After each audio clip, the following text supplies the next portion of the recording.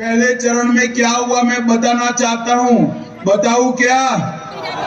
बताओ बताओ बताओ। बताओ। पहले चरण में तय हो गया है, भूपेश कक्का साफ हो गए हैं। कमल फूल की सरकार बनने जा रही है। और मैं आज कहता हूं कि हमारे देवांगन जी को यहाँ से विधायक बनाकर भेज दीजिए। इनका भविष्य बहुत उज्जवल है, उज्जवल है। माताओं, भाइयों, बहनों, श्री लखनलाल देवांगन और भूमाफिया, इनके बीच में आपको चुनाव करना है। लखनलाल जी ने अपना पूरा जीवन कोरबा के विकास के लिए और गरीबों के कल्याण के लिए। जब हम इस सेठ जी के खिलाफ लखनलाल को टिकट दे रहे थे, कुछ पत्रकार कहते थे ये कैसे चुनाव लड़ेंगे, सेठ जी का मुकाबला नहीं करेंगे। पत्रकारों को मालूम नहीं है कोरबा वाले अपने सामान्य भाई का साथ देने वाले हैं, भूमाफिया का नहीं। इतना यहाँ पर ढेर सारे घोटाले, पहले तो विधायक थे और ठेकेदार थे, फिर राजस्व मंत्री बने तो इनके घोटाले का क्षेत्र बड़ा हो गया। पहले सिर्फ कोरबा था, अब पूरा छत्तीसगढ़ हो गया। इन्होंने एक कोरबा में मेडिकल कॉलेज रोकने का प्रयास किया। ये तो भगवान भला करे मोदी जी का कि मेडिकल कॉलेज शुरू हो गया और कोरबा को अस्पताल भी मिला, मेडिकल कॉलेज। मित्रों, मैं आज यहाँ आया हूं तब ये छत्तीसगढ़ है, भगवान राम का नैनीहाल है। मुझे बताओ, अयोध्या में राम मंदिर बनना चाहिए या नहीं बनना चाहिए? अरे जोर से बोलो, अयोध्या तक, रामलल्ला तक आवाज जानी चाहिए। बनना चाहिए या नहीं बनना चाहिए? एक कांग्रेस पार्टी 70 साल से राम मंदिर को अटका रही थी, भटका रही थी, लटका रही थी। 550 साल से, जब से मंदिर टूटा तब से रामलल्ला अपमानित व्यस्त। कांग्रेस पार्टी ने हमेशा तुष्टीकरण की राजनीति की और राम मंदिर को रोका। आपने मोदी जी को फिर से प्रधानमंत्री बनाया। मोदी जी ने इसका भूमि पूजन भी किया और 22 जनवरी को इसका प्राण प्रतिष्ठा भी होने लगा। दूसरी दीपावली 3 दिसंबर को कमल फूल की सरकार बनाकर मनानी है। मनाओगे क्या? और तीसरी दीपावली 22 जनवरी को रामलल्ला का प्राण प्रतिष्ठा हो तब मनानी है। माताओं, भाइयों, बहनों और ये विशेष कर युवाओं, मैं आपको पूछने आया हूं, अयोध्या में रामलल्ला का दर्शन करने जाना है ना? जाना है ना? ये माताएं बहनें बोले जाना है ना? खर्चा होगा या नहीं होगा? मत करिएगा, मत करिएगा। भाजपा की गारंटी है, मोदी गारंटी है। 3 दिसंबर को भाजपा सरकार बनाओ। भाजपा की छत्तीसगढ़ सरकार सभी को बारी बारी अयोध्या में रामलल्ला का दर्शन कराने वाली।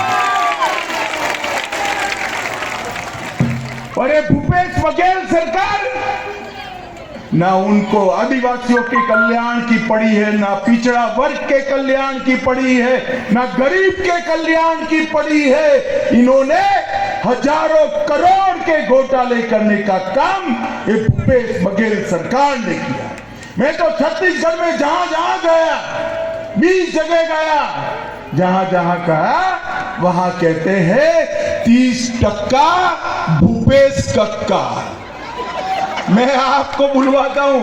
30%, 30%, 30%।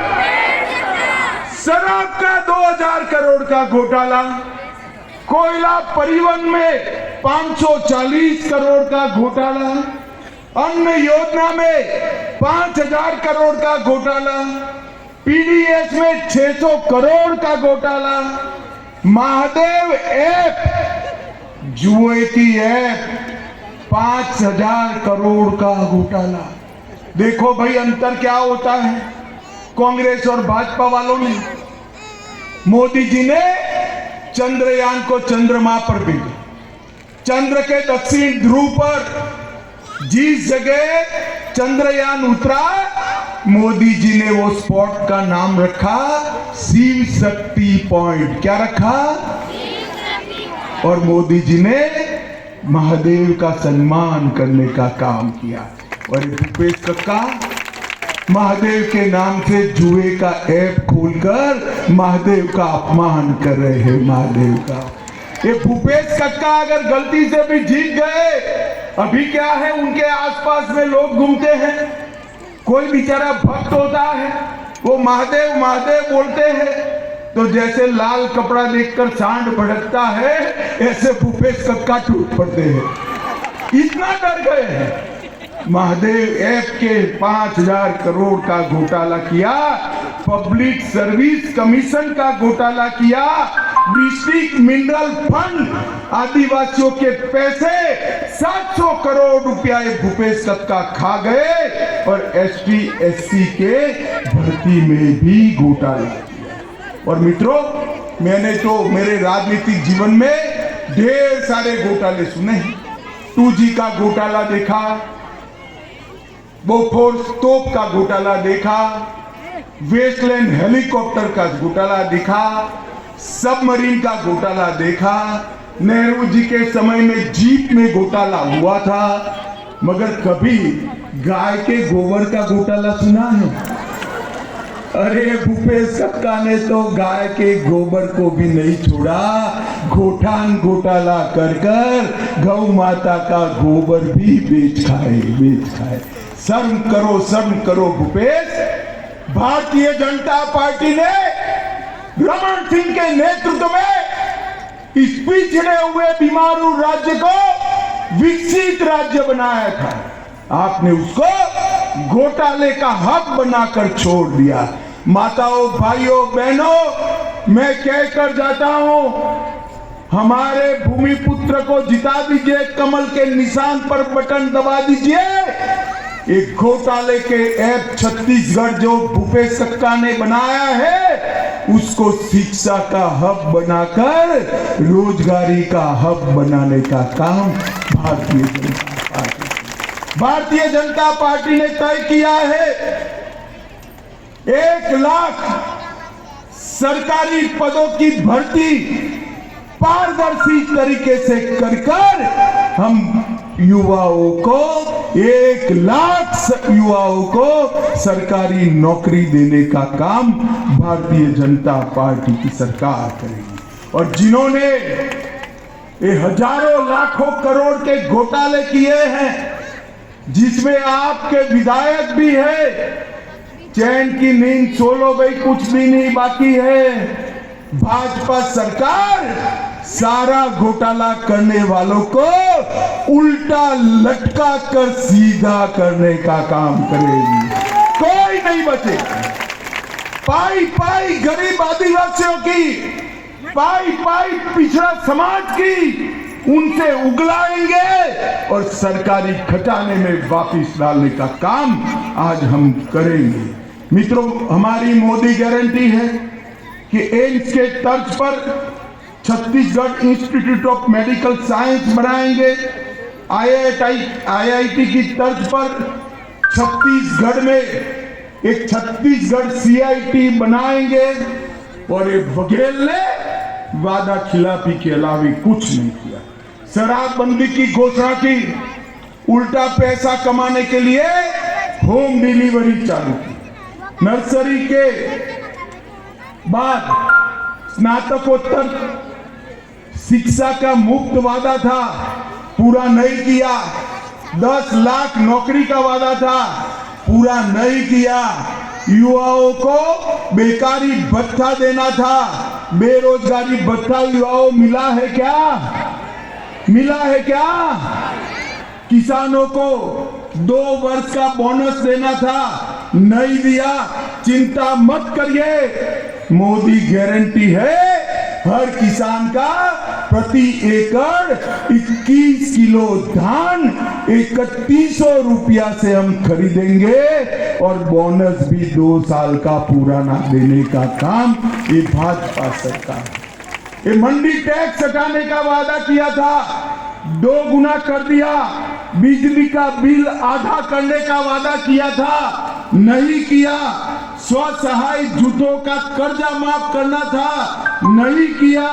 22,000 बहनों को आंगनवाड़ी में जो खाना पकाती थी बेरोजगार किया। बुजुर्ग माताओं और वृद्धाओं का पेंशन नहीं दिया। प्रति वर्ष 4 मुफ्त गैस का सिलेंडर देना था, नहीं दिया। मैं सारी माताओं बहनें को कहता हूं, चिंता मत करो, गैस के दाम जितने भी बढ़े, छत्तीसगढ़ की माताओं बहनों को 500 रुपये में गैस का सिलेंडर भाजपा सरकार देने वाली।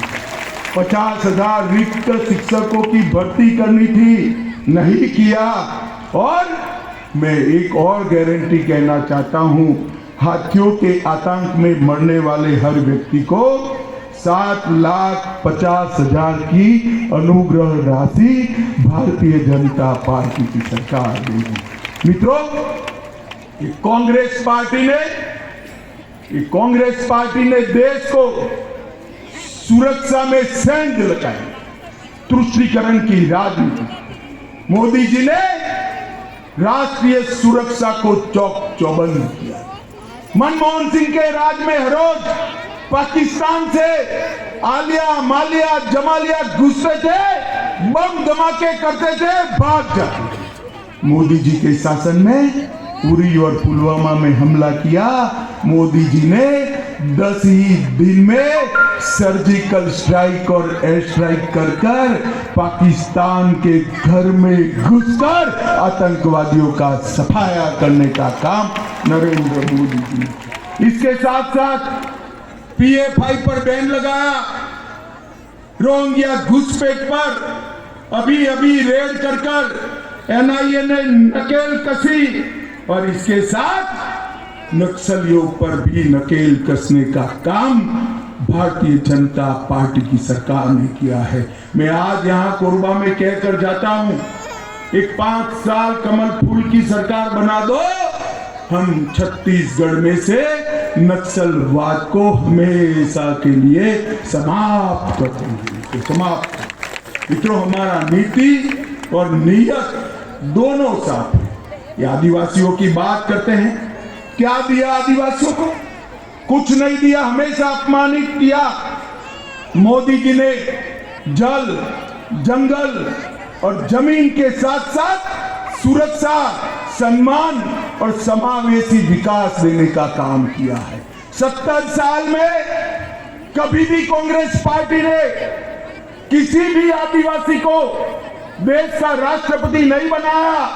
मोदी जी ने ओडिशा की गरीब घर की बेटी द्रौपदी मुर्मू को महामहिम द्रौपदी मुर्मू बनाकर आदिवासियों का सम्मान किया। मित्रों, 23 अलग अलग जनजातियों को सालों से अन्याय होता था, मोदी जी ने उनको दिया। भगवान बिरसा मुंडा की जयंती को आदिवासी गौरव दिन मनाया। 10 स्थानों पर आदिवासी स्वतंत्र सेनानियों का म्यूजियम बनाया और आदिवासी कल्याण के बजट को 29,000 से बढ़ाकर 1,29,000 करोड़ का करने का काम नरेंद्र मोदी जी। एकलव्य विद्यालय 90 से 740 बनाए। DMF के तहत 75,000 करोड़ रुपया आदिवासी क्षेत्र के विकास के लिए दिया और सिकल सेल और एनीमिया का मिशन चालू करने का काम भी नरेंद्र मोदी जी ने किया। मोदी जी ने हर आदिवासी के घर में घर, बिजली, गैस, शौचालय, नल से जल और 5 लाख तक का स्वास्थ्य का पूरा खर्चा फ्री ऑफ कॉस्ट पहुंचाया है। मैं छत्तीसगढ़ के लोगों को कहने आया हूं, अब तक 5 लाख रुपया फ्री ऑफ कॉस्ट है। एक बार कमल फूल की सरकार बना दो, 5 लाख की जगह 10 लाख तक का सारा स्वास्थ्य का खर्चा फ्री ऑफ कॉस्ट कर दिया जाए। मित्रों, मुझे जाना है, थोड़ी देरी हो रही है, मगर मैं आपको कहकर जाता हूं, एक डबल इंजन की सरकार बनाइए। ऊपर मोदी जी के हाथ में कमल, नीचे भी कमल फूल की सरकार। छत्तीसगढ़ में विकास ही विकास आएगा। मुझे बताओ, छत्तीसगढ़ में भाजपा सरकार बनाओगे? हमारे भूमिपुत्र को जिताओगे? 17 तारीख को कमल फूल पर बटन दबाओगे? 24 में मोदी जी को प्रधानमंत्री बनाओगे? तो मेरे साथ दोनों हाथ उठाओ दोनों हाथ, विजय के संकल्प की मुट्ठी बींचो और प्रचंड आवाज से बोलिए, भारत माता की, भारत माता की, वंदे वंदे वंदे। आप सभी का बहुत बहुत धन्यवाद। राम राम, प्रणाम। बहुत बहुत धन्यवाद। अब मैं स्वागत। यहाँ पे भीड़ लगभग कितने थे और कैसा रहा प्रोग्राम? सबसे पहले तो मैं आपको सादर नमस्कार करता हूँ, साथ में कोरबा की जनता को, उनको भी मैं सादर प्रणाम करता हूँ। और मेरे उम्मीद से 15,000 से ऊपर भीड़ थी, ऐसा मेरे को लगता है, क्योंकि पूरा मैदान खचाखच भरा हुआ था। और अमित शाह जी के भाषण के बाद कार्यकर्ताओं में जबरदस्त उत्साह का संचार हुआ है। और जितने आम जनता भी आई थी कोरबा की क्षेत्र की, उन लोग जब अमित शाह जी का भाषण सुन रहे थे तो उनके नजरों से और उनके जो नारा लगाना, उनके बात से सहमत होता, ऐसा उनका सब नारा हाथ उठा करके लगाना, तो मेरे को ऐसा लगता है कि वो पूरे तरीके से लखन भैया को वोट में परिवर्तित होकर के 17 तारीख को मिलेगा। क्या उसका संदेश? अमित शाह जी के आने के बाद कार्यकर्ताओं में तो जबरदस्त उत्साह का संचार रहा। और जितना हमारा घोषणा पत्र, जो प्रदेश सरकार अभी घोषणा पत्र जारी किया है, उसको विस्तार से अमित शाह जी ने बताया मंच से, और पब्लिक ने उन्हें स्वीकार किया कि हाँ, ये हमारे लिए आगे काम कर रहेगा। और उसी तरीके से उन्होंने प्रत्युत्तर में अपनी सहमति और नारे के रूप में दिया।